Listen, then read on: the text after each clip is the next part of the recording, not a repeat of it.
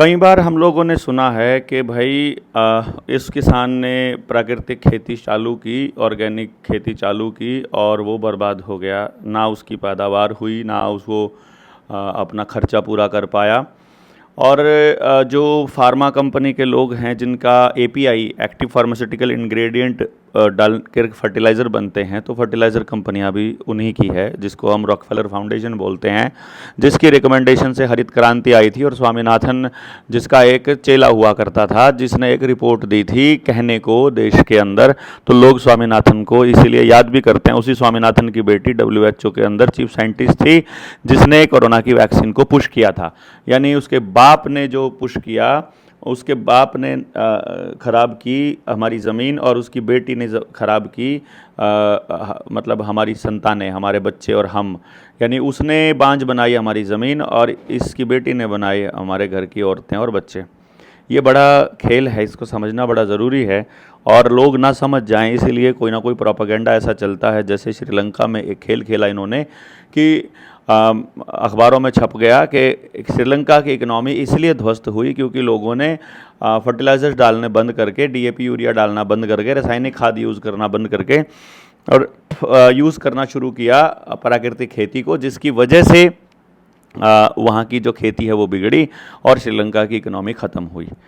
और मैं इसमें कई बार अपने लोगों से बात करता हूँ तो समझ में आता है, खेती पर काम करने वाले लोगों से हम चर्चा लगातार करते आ रहे हैं, और किसानों के बीच जा कर के काफ़ी सालों से, दशकों से लग के लोगों के बीच घूम घूम करके उनको खेती के बारे में बताना, अपने अनुभव साझा करना, दूसरे लोगों के अनुभव कलेक्ट करना और फिर उनको अगले लोगों तक लेकर के जाना, इसका काम कर रहे हैं। झारखंड के हमारे जनता सरकार मोर्चा के जो साथी हैं विष्णुदेव गोराई, जो अभी आने वाले वक्त में 24, 25, 26 को एक ट्रेनिंग भी ऑर्गेनाइज़ कर रहे हैं जनता सरकार मोर्चा की।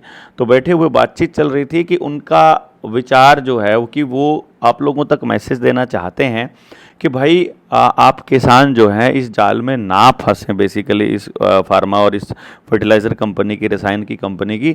तो उससे बचने का क्या तरीका है और क्या नहीं है, इसको जानने से पहले मैं एक सवाल विष्णु भाई से पूछना चाहूँगा कि विष्णु भाई, एक आमतौर पे जो लोग हैं वो पब्लिक के अंदर जब हम बात करते हैं खेती के बारे में, तो वो ये कहते हैं कि अरे खेत में कोई पैदावार नहीं होती है यदि हम रसायन नहीं डालेंगे। तो इसमें कितनी सच्चाई है? नहीं, ऐसा नहीं है कि पैदावार नहीं होती, पैदावार होती है, पर हमने जो ज़मीन को चूसा है, क्योंकि हम लगातार चूस रहे हैं और कुछ दे नहीं रहे हैं ज़मीन को, तो इस कारण से ये होता है। जैसे मैं एक छोटा सा सिंपल उदाहरण आपको दूं कि हम जब धान की कटाई करते हैं झारखंड में, तो हम इतना छोड़ देते हैं नीचे, अब वो लोग छोड़ना ही बंद कर दिया, तो कम तो होगी।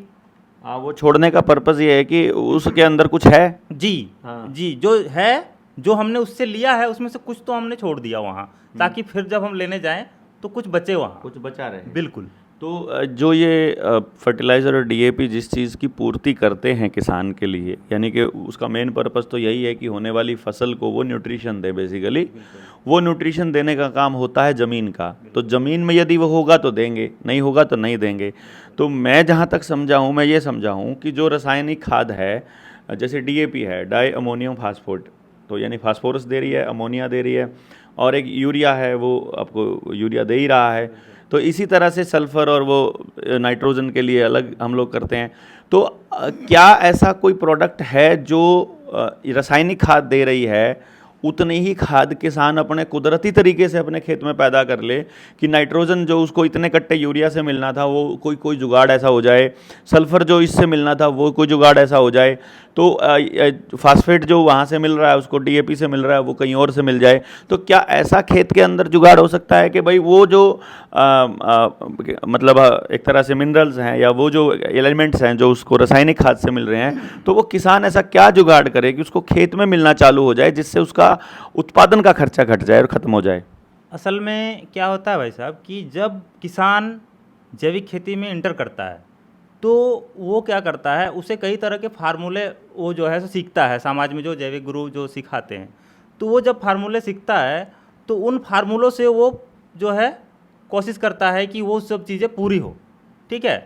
पर असल कहानी ये है कि किसान के पास इतना समय नहीं होता कि वो फार्मूले घर में बना के और सारी चीज़ों की पूर्ति कर सके, क्योंकि इसका कोई आकलन भी नहीं है और इन पर रिसर्च भी ऐसा नहीं हुआ है कि मान लो कोई फार्मूला आपने मान लो गोबर गोमूत्र या किसी भी चीज़ से बनाया तो उसमें कितनी कौन सी मात्रा में है। तो इसके लिए मेरा ये मानना है कि वैज्ञानिक तरीके से यदि जैविक जो दवाइयाँ और खाद हैं उनका अगर प्रयोग किया जाए तो व्यक्ति वहाँ तक पहुँच सकता है जहाँ से वो चला था।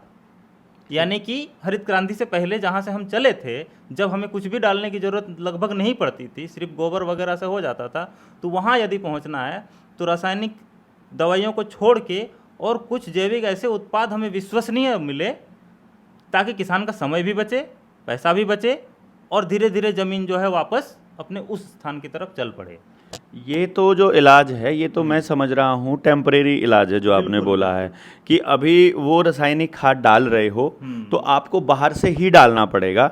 लेकिन यदि आपने वो बाहर से डालने वाला एक था रासायनिक और एक था जैविक, जब आपने जैविक डालना शुरू किया और उससे आपने उन एलिमेंट्स की पूर्ति करी तो उनको डालने के बाद फिर अब आप के जो खेत के अंदर ऐसे ऐसे आपको फसलें उगानी पड़ेंगी जो उनकी पूर्ति कुदरती तरीके से करने लग जाए। जैसे आज के वक्त पे जितना मैं समझा और आपसे जो चर्चा हुई उसके दम पर आपने कहा कि आपके जो एरिया है जहां आपका खेत है वहां पर दाल नहीं हो रही है अभी।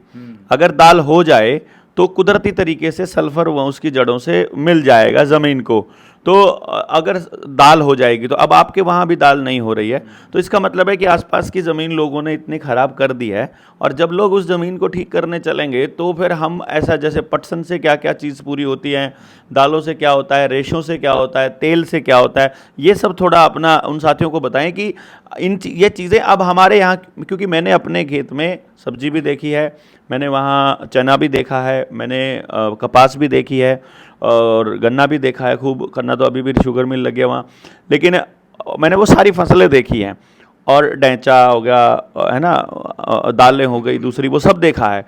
तो वो चीज़ें होती थी और अब मुझे समझ में आ रहा है जब मैं बड़ा हो गया हूँ कि वो चीज़ें बेसिकली ज़मीन का पोषण पूरा करती थी आपस में और साइकिल जो है इतना शानदार होता था।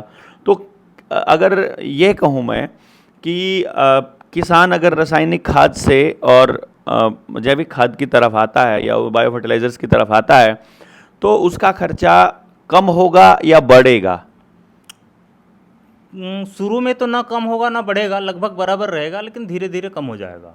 और कई बार जिस किसान ने थोड़ी मगर अगर वो कुछ फार्मूले भी बनाता है साथ में और गोबर वगैरह का अगर अच्छे से प्रयोग करता है तो कम ही होगा फिर तो इसमें किसानों को एजुकेट करने में आप कुछ मदद कर सकते हैं किसानों की? बिल्कुल। मेरा तो पूरा जीवन ही अभी तक जितने दिन मेरा मस्तिष्क ठीक है और मेरा शरीर ठीक है तब तक का पूरा समय मैं किसानों के लिए दे चुका हूँ। तो कोई जैविक प्रोडक्ट भी बना रहे हैं आप, कोई जैव फर्टिलाइजर इसी टाइप का? बिल्कुल। मैं 2016 में जब ये सब काम मैंने शुरू किया और करते करते जब हज़ारों किसानों से मिला तब मुझे रियलाइज़ हुआ कि सच में किसानों को विकल्प चाहिए। जिस प्रकार से बाज़ार में एलोपैथ का विकल्प उपलब्ध है, आयुर्वेद, होम्योपैथ, यूनानी चिकित्सा, उसके बाद पारंपरिक चिकित्सा, इतने सारे नेचुरोपैथ, तो ये जो उपलब्ध हैं वो खेती में उपलब्ध नहीं है। इसलिए फिर मैंने 2023 में इस पर एक साइंटिस्ट है हमारे, उनके साथ मिलकर काम शुरू किया और लगभग आज तीसरा साल अपना होने को है और हम अभी तक जो है लगभग 24 प्रोडक्ट हमने बनाए हैं जिनका आवश्यकता के अनुसार हम किसानों को उपलब्ध कराते हैं। यानी कि मैं ये समझा कि किसान अगर जो भी रासायनिक इस्तेमाल कर रहा है यदि वो जैविक इस्तेमाल करना चाहे तो आप उसका वो कर सकते हैं। तो क्या मैं इसको ऐसे मान सकता हूँ कि अगर उन किसानों को अपने खेत में काम करने के लिए आपकी विज़िट की या आपकी मतलब एक्सपीरियंस की या आपके समझ की डिस्कशन की ज़रूरत पड़ेगी तो आप वहाँ उन तक पहुँचेंगे?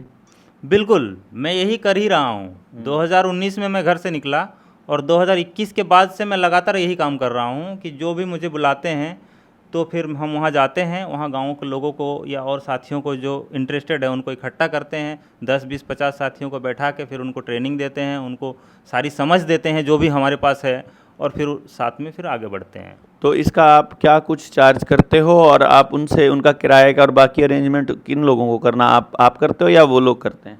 नहीं, वो तो उनका रहता है क्योंकि मैं उनके गांव में जाऊंगा तो वो अपनी व्यवस्था खुद बनाते हैं, हम वहां जाते हैं। और नहीं, आने जाने का टिकट उनको कराना होता है कि आप खुद करा लेते हैं? वो तो कई बार साथियों के ऊपर निर्भर करता है क्योंकि समाज का काम है तो समाज का सहयोग होना चाहिए, ऐसा मुझे लगता है। ये मैं इसलिए बोल रहा हूँ क्योंकि जो मैंने अभी तक विष्णु भाई को देखा है और मैं इनको इतने समय से देख रहा हूँ, यदि किसान को अपने खेत में या अपने गाँव के अंदर लोगों से जागरूकता के लिए इनकी ज़रूरत पड़ती है, तो ये उनको नहीं कहते हैं कि मेरी टिकट का अरेंजमेंट कराओ। जहाँ तक मैं समझा हूँ कि जो इनका बायो फर्टिलाइज़र का जो कंपनी है वो केवल और केवल इसी काम के लिए है कि समाज के लिए पैसा इस्तेमाल हो रहा है, किसान यूज़ कर रहा है, वो हमारे बायो फर्टिलाइज़र अगर इस्तेमाल करता है तो वो खर्चा वहाँ से निकल जाएगा। और जो अगर कोई व्यक्ति समाज का काम कर रहा है तो उसका घर का जो उसके एक्सपेंसेस हैं, उसकी अपनी ज़रूरतें हैं, वो भी मीट हो सकें। और यदि किसान मदद करना चाहते हैं, because it's all up to them, तो वो भी उनकी टिकट कराते हैं।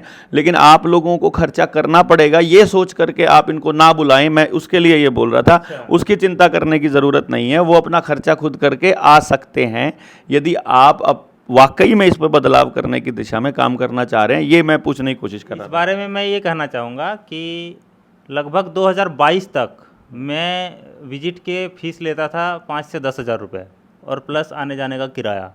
लेकिन जब से मैंने फर्टिलाइज़र का काम शुरू किया है तो उससे अपने को इतना आ जाता है कि हम वहाँ तक पहुँच के फिर घर वापस आ सकें।